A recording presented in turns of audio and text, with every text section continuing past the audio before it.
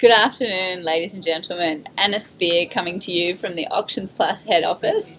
I hope that you've had a wonderful Easter. I spent mine catching flathead with my dad. I think I caught 26. It was awesome until Dad made me fillet them. Certainly not the fun part of fishing. For those that are down in Victoria, our thoughts are still with you. It has been a pretty tough time with those fires, and we hope that people are starting to recover. And really, our thoughts are with you. For the rest of you who are looking for rain, I hope it comes soon. It's been a quieter month for the month of March. The market has been softer. From an Auctions Plus perspective, we had a throughput of nearly 50,000 cattle and close to 183,000 head of sheep. With that came over 50,000 unique viewers hitting the website, making us a solid place to be advertising for properties or livestock or whatever it is that you want to advertise. And we've had over 500 regos for the month of March. From a general industry perspective, I did get some feedback from last month's passed-in rates and how we told vendors to set realistic reserves. A few people have contacted us and said we need to start celebrating those high passed-in rates when the market is softening, because it is protecting those vendors and stock remain on farm. So thanks for that feedback. We do appreciate it. The other feedback we've had is from buyers who are enjoying the sheep health declarations. So keep up the good work there, assessors. Just recently, we also launched our quarterly sale day magazine. For those that got to read it over the Easter long weekend, I hope you enjoyed it. It is out there, ready to rock and roll. It's a magazine that shares stories about our network, about the Auctions Plus platform, what's coming up next. To get a copy of it, jump onto our website and click on the little generic ad. Otherwise, contact the market operations team and they can send you out a hard copy of it.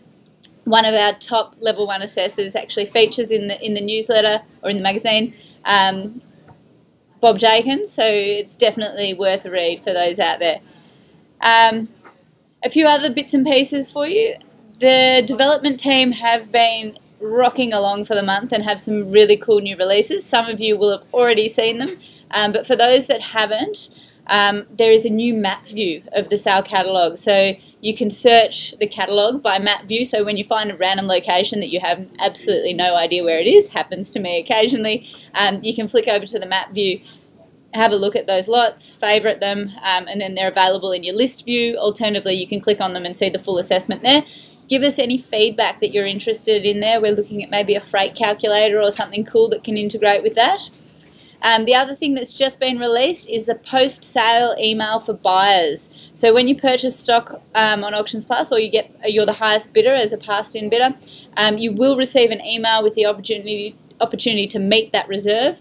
Or alternatively, the contact details will then be available for that selling agent in your personalised dashboard. If you're not receiving that email, make sure you get online and update your contact details in the dashboard, or if you're having any issues finding where your personalised dashboard is, contact the market ops team and they'll sort you out there. A few other little bits and pieces. Work has commenced on our new Wooltrade platform, so you'll be able to buy and sell wool on the Auctions Plus platform in the near future. We're thinking that'll be released in June. This will also include a buy now button that we're looking at implementing for livestock as well. So any thoughts around that are greatly appreciated. The buyer exam is almost in release phase, so that should be released sometime in the next 2 weeks for all new buyers, and then we'll be applying it back through the system for all buyers on the system. They'll need to complete the exam and the buyer training to make sure that everyone's aware of their roles and responsibilities on the platform.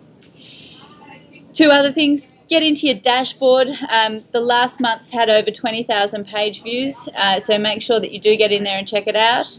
And ratings, buyer ratings. We're currently only at a 6% adoption rate for those ratings, so we're looking at some ways in which we can increase the adoption rate, but also make sure you do get in there and do that, because the best way to improve is to give feedback to people. The lamb sales are all over Red Rover, so they've wrapped up now until springtime next year. So a few stats for you. An extremely successful set of sales with a total of 906,348 head listed over 27 sales.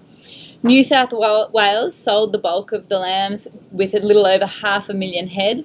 And the number of buyers attracted to these sales nearly doubled for FY17 sales. There was 63% of the growth attributed was to new buyers participating for the first time in the lamb sales, so that was really exciting to see. As well as merino weather lambs accounted for 31% of all lambs sold through the sale, while border merino ewes received an average of $151 a head.